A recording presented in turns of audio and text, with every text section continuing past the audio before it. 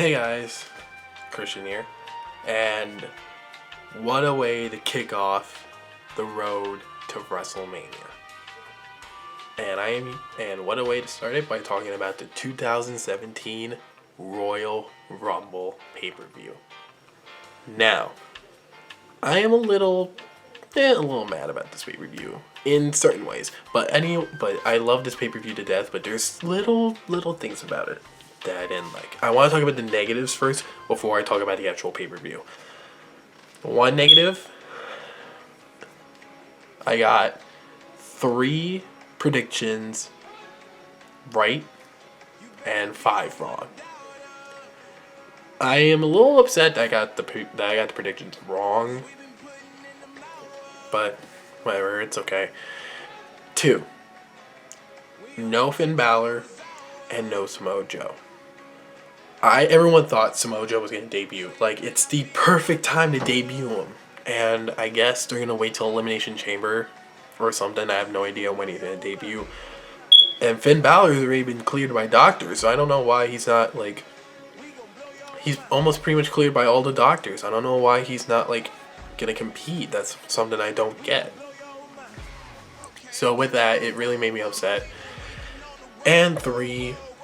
because those 2 didn't make it in, but Roman Reigns did, that makes no sense to me. They shouldn't have had Roman Reigns in the Royal Rumble. They should have had Samoa Joe or Finn Balor.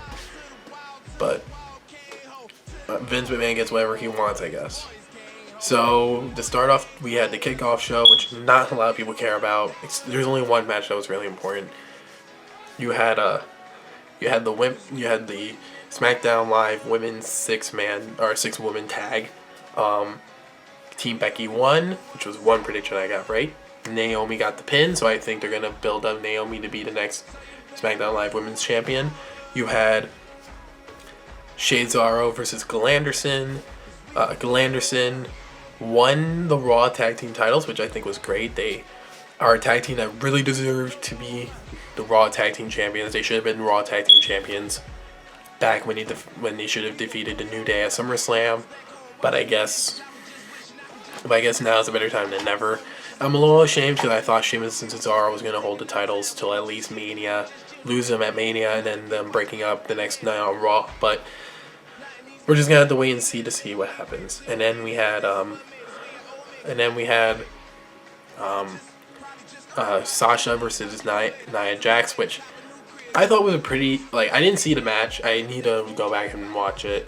I also need to watch the Bayley versus Sasha match because something came up and I couldn't watch it at the time.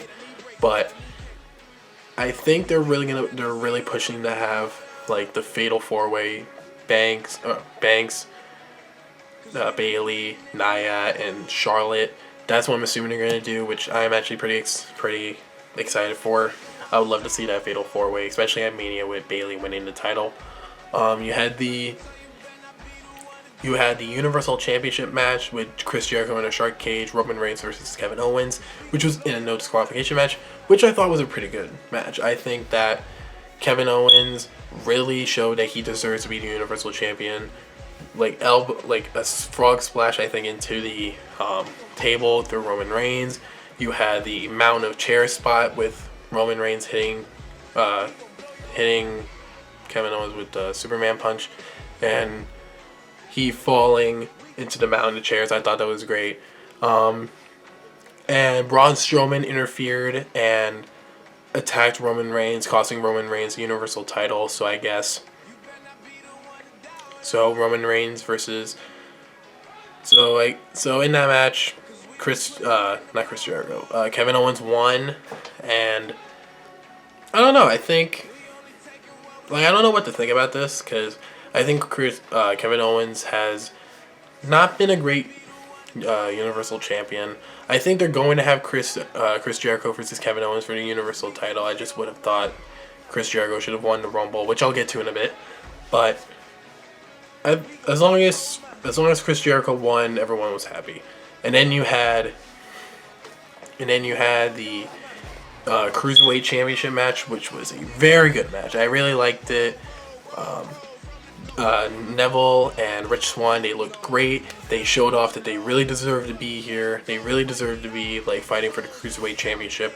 Neville won, which I was kind of surprised and not really surprised by, because I didn't think they would hot potato the championship, because over the span between September and now, they really have bounced around the championship, with TJ Perkins winning at the Cruiserweight Classic.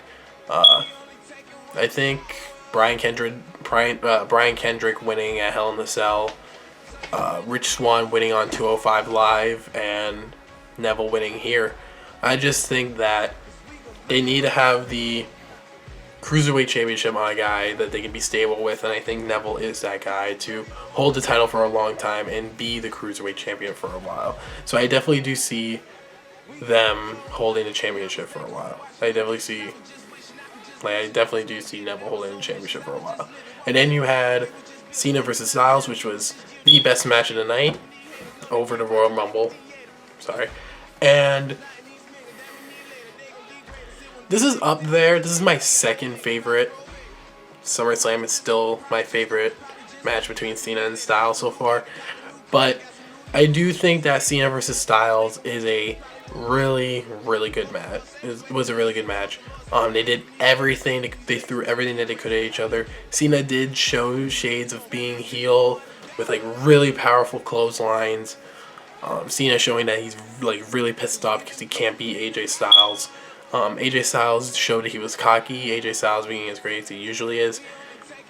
Cena doing the top rope AA, like the top turnbuckle AA, and nothing worked.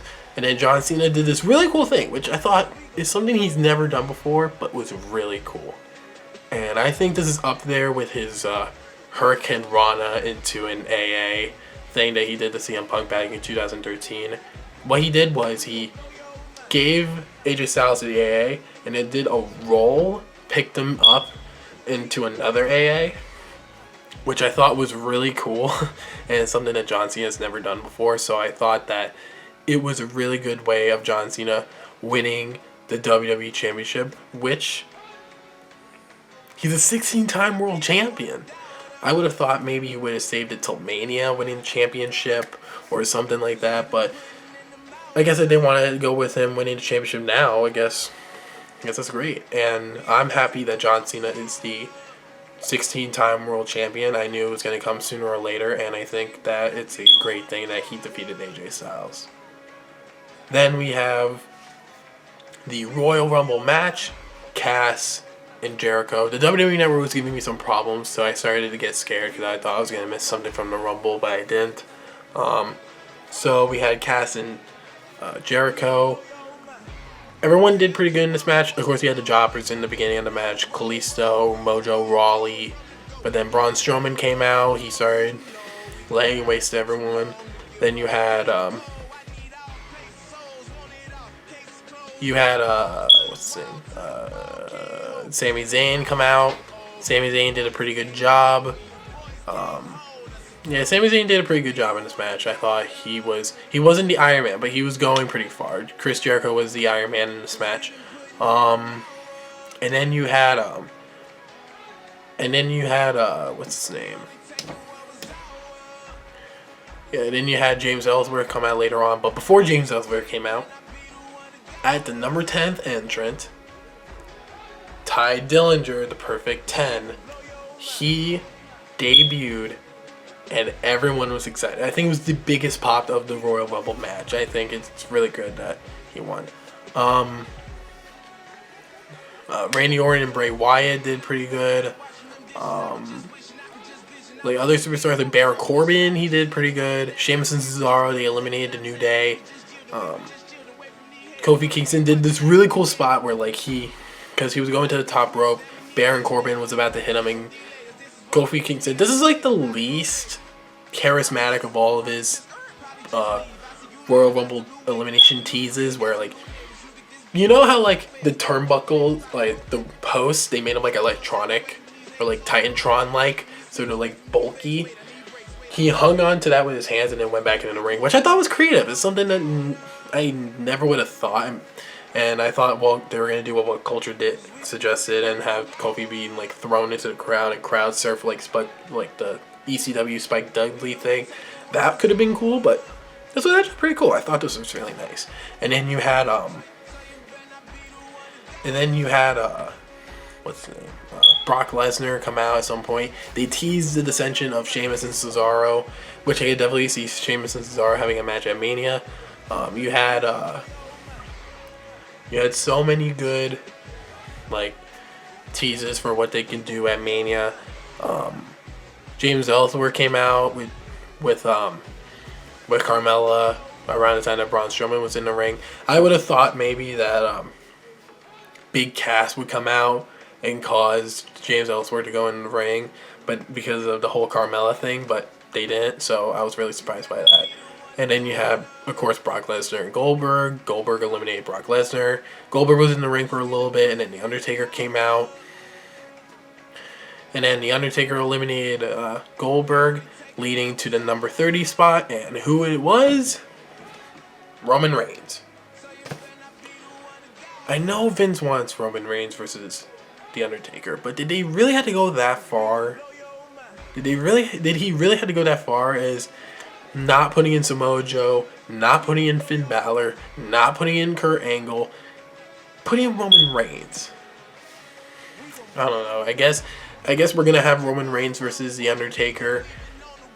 I guess we're never gonna get Cena versus The Undertaker, which is bullshit, but Vince McMahon makes his own decisions. And then you had Roman Reigns versus and then in the final four, it was Roman Reigns, Chris Jericho, Randy Orton, and Bray Wyatt. After Braun Strowman got eliminated, I thought that Chris Jericho was gonna win, but they didn't go with that. They decided to have him eliminated by Roman Reigns through a Superman punch. Bray Wyatt was then eliminated by Roman Reigns a little bit after that, and then Randy Orton eliminated Roman Reigns. So we have Randy Orton, who won a Royal Rumble match 8 years ago. He won the Royal Rumble match for the second time in his career. I would have thought maybe a new person would have won instead of just a repeated winner, but I guess that's what they're gonna do now until everyone else retires. But apparently the plans is that Randy Orton wins at the Royal Rumble, and then Bray Wyatt wins the world title at Elimination Chamber, and have Randy Orton versus Bray Wyatt for the World Heavyweight Championship, which I can definitely see them doing. I think Dave Meltzer said that's the plan. What they could do is another Cena versus Styles, and I heard that Samoa Joe is going to be involved in that somehow, so they could do a triple threat with that. Then you have Sheamus versus Cesaro. I think they're going to do another Zayn versus Braun Strowman, or I think that's what they're going to do. Of course, Seth Rollins versus Triple H, Lesnar versus Goldberg, Reigns versus Undertaker. I don't know what they'll do with Finn Balor, because I was expecting them to release Balor get involved in the Universal title match. The women's Fatal 4-Way, maybe they'll have Bill Anderson versus Cesaro, or maybe Cesaro in a singles match, and then Enzo and Cass versus Anderson and Gallows. The Universal Championship match between Jericho and Owens, and I think Naomi, or maybe a huge 6-pack challenge for the SmackDown Live Women's Championship, or maybe just Naomi versus Becky Lynch versus maybe they'll have a Fatal 4-Way of their own. Maybe they'll have Naomi, Becky Lynch, Alexa Bliss, and Mickie James, maybe? I don't know. So, basically, overall from this pay-per-view, I think it's an A- pay-per-view. It had a pretty good Royal Rumble match, good WWE World Heavyweight Championship match, but, the show was because the Royal Rumble surprise entrance, along with Balor not returning, along with Samoa Joe not returning, debuting, it was sad. But Randy Orton's heading to WrestleMania, so all we can do is just get excited and hope for the best. Be sure to leave a comment down below of what you guys think of the Royal Rumble. Be sure to subscribe and like this video, and make sure you tune in for more videos. I'm Christian Tessino from CNC Productions, and I'll see you guys next time.